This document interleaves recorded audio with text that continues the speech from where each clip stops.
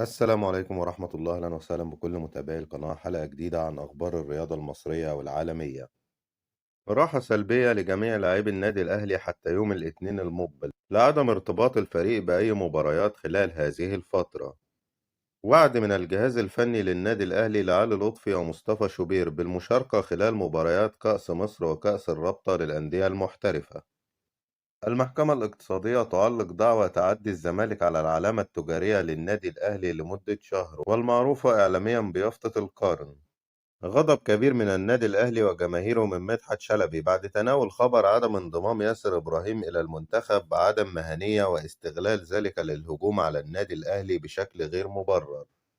المحكمة الاقتصادية تحدد 30 نوفمبر الجاري موعد لمحاكمة مرتضى منصور رئيس نادي الزمالك لاتهامه بسب وقذف الكابتن محمود الخطيب رئيس النادي الأهلي، ومحمد سراج الدين عضو مجلس إدارة الأهلي، ومحمد عثمان المستشار القانوني للنادي.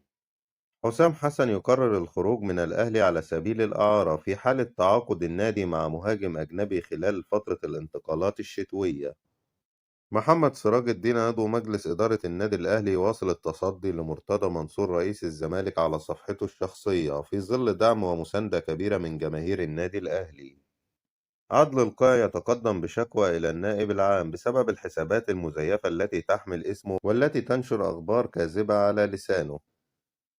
مصدر من النادي الأهلي: الإيفواري ديفيد فوفانا لاعب مولدا النرويجي هو الأقرب للانضمام إلى الفريق في يناير.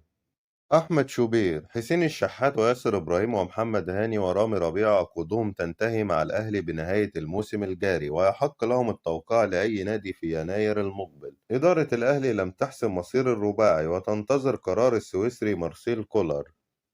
حازم إمام: منتخب مصر طلب ضم ياسر إبراهيم بعد إصابة محمود متولي. ياسر إبراهيم لم يعتذر، ما حدث أن سيد عبد الحفيظ مدير الكرة بالنادي الأهلي وافق، وأخبرنا أن اللاعب يتدرب في آخر 3 أيام بحمل عالي. تواصل عبد الحفيظ مع محمد غرابة مدير المنتخب وأخبره أن اللاعب أنهى تدريبه مع الأهلي منذ قليل، وشرح لهم تدريبات اللاعب وأنه يشعر بالإرهاق. ونقل غرابة الصورة لروي فيتوريا المدير الفني للمنتخب أن اللاعب لن يشارك في المران في نفس اليوم بسبب الأحمال المختلفة بين النادي والمنتخب. وفي النهاية قرر كولر ضم اللاعب خالد صبحي لاعب الاتحاد السكندري بدلا منه. ولم يحدث أن تلقى المنتخب أي شيء عن طريقة تدريب محمود متولي. هوجو بروس المدير الفني لجنوب أفريقيا يطالب بيرسي تاو بالرحيل عن الأهلي في يناير. وقال المدير الفني: تاو ليس جاهزا بنسبة 100%، هو جاهز طبيا لكنه لم يشارك مع الأهلي سوى في عدد محدود من الدقائق، ويجب أن يلعب مرة أخرى. إذا لم ينجح في العودة للعب أساسيا مع الأهلي عليه اتخاذ خطوة الرحيل في شهر يناير القادم. اون تايم سبورت تحصل على حقوق بث مباراة مصر وبلجيكا الودية المقرر إقامتها 18 نوفمبر الجاري. استقبال وفدين الاتحاد الدولي والإفريقي بمقر النادي الأهلي بالجزيرة. جوسوالدو فيريرا يشترط على إدارة الزمالك ألا يتجاوز عمر الصفقات الجديدة 25 سنة في يناير لرغبته في تكوين فريق للمستقبل. أمير مرتضى: خسارة لقب السوبر أمام الأهلي مؤلمة، لكنها بالتأكيد ستمثل دفعة قوية بالنسبة إلينا من أجل الفوز بالبطولات. أبارك للأهلي الذي كان لديه دوافع أكبر بعد خسارته الدوري والكأس، ودخل المباراة بقوة بينما دخلنا المباراة بثقة كبيرة.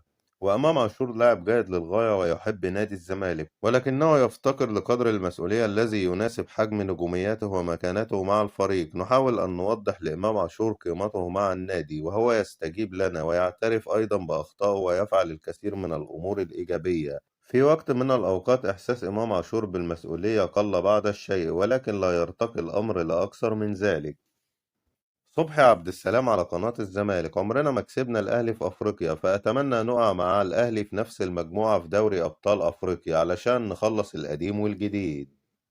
عامر حسين عضو رابطة الأندية بعد تصريحات خالد الغندور المضللة بتغيير لائحة كأس السوبر بمشاركة وصيف الكأس أمام بطل الدوري والكأس من أجل الأهلي. عامر حسين: المصري يواجه الأهلي في السوبر كونه وصيف الكأس، والأمر تكرر عند مواجهة طلائع الجيش أيضا بصفته وصيف الكأس، ولم يحدث أي تغيير على لائحة السوبر منذ أكثر من 5 سنوات. وفاة حازم الحديدي وكيل اللاعبين في حادث مؤلم. خالد الغندور، عايز اقول لكم حاجة لذيذة قوي. السوبر الجاي هيتلعب في الامارات، بس مش هيتلعب في الملعب اللي الاهلي بيكسب فيه دايما. الاهلي كسب المصري والزمالك مرتين، هل ده من الطبيعي؟ والسوبر الجاي هيتلعب في ابو ظبي، ملعب ما فيهوش سحر ولا اعمال، والزمالك بيعرف يكسب عليه. واللي هيقول انت ضامن تلعب السوبر، هقول له هلعب السوبر ونهائي افريقيا، و2023 هتبقى مختلفة على الزمالك. اتحاد المنستير التونسي يطيح بحامل لقب كأس الاتحاد الأفريقي الكونفدرالية والسوبر الأفريقي نهضة بركان المغربي، ويتأهل لمرحلة المجموعات في البطولة بعد إعلان إصابة ساديو ماني وغيابه عن منتخب السنغال في كأس العالم. رينو توبمولر المدير المساعد لفريق بايرن ميونخ: إصابة ساديو ماني ليست خطيرة وسيكون جاهزا لكأس العالم في قطر. واليو سيسي مدرب المنتخب يقرر ضم ساديو ماني حتى لو كان لائقا فقط لمباراة الجولة الثالثة لكأس العالم بهدف التأهل إلى الإقصائيات. الصحفي محمد عراقي شقيق أشرف بن شرقي تواجد في القاهرة ترانزيت خلال الأيام الماضية، واجتمع مع مسؤول بأحد الأندية الكبيرة. المصائب لا تأتي فرادى لمنتخب السنغال، تم استبدال السنغالي عبدو ديالو مع فريقه لايبزيج الألماني خلال عمليات الإحماء بسبب مشكلة في الركبة. نانت الفرنسي أنهى كافة الاتفاقات مع مصطفى محمد، وحصل على موافقة مدرب الفريق لتفعيل بند الشراء بشكل دائم من جلاتا سراي التركي. رغم تعرضه لأربع كسور في الوجه، الكوري سون هيونج مين يعلن المشاركة مع منتخب بلاده في مونديال قطر. تعيين محمد فاروق رئيسا للجنة الحكام لحين عودة كلاتنبرج بعد كأس العالم. منتخب مصر للناشئين يتعرض للهزيمة أمام نظيره الليبي بنتيجة 2-1 ضمن التصفيات المؤهلة لبطولة كأس الأمم الأفريقية تحت 17 سنة. مصدر من بيراميدز ينفي الأخبار المتداولة عن بيع النادي، وأن ملاك بيراميدز لا يفكرون نهائيا في بيع النادي خلال الفترة الحالية. المغربي حكيم زياش يعود للانضمام لمنتخب أسود الأطلسي مرة أخرى للمشاركة في مونديال قطر بعد رحيل وحيد خليلوزيتش المدير الفني السابق. دبي انترناشونال تدرس تقديم عرض لشراء ليفربول مقابل 5 مليار دولار. مارك وايت: مجموعة فينوي سيوقعون مع بيلينغهام مقابل 87 مليون جنيه استرليني قبل لقاء ريال مدريد بدوري الأبطال، وستكون هدية فراق قبل بيع النادي. يورجن كلوب: عدم ضم سون هيونج مين إلى ليفربول من أكبر الأخطاء التي ارتكبتها في حياتي. سون لاعب رائع من الطراز العالمي، وهو واحد من أفضل المهاجمين حول العالم. تكلفة استضافة كأس العالم في قطر 2022 تتخطى 220 مليار دولار. انتهت أخبارنا. لو لسه ما اشتركتش في القناة اشترك وفعل زرار الجرس علشان يوصلك كل فيديوهاتنا الجديدة. ادعم الفيديو بلايك، والسلام عليكم ورحمة الله.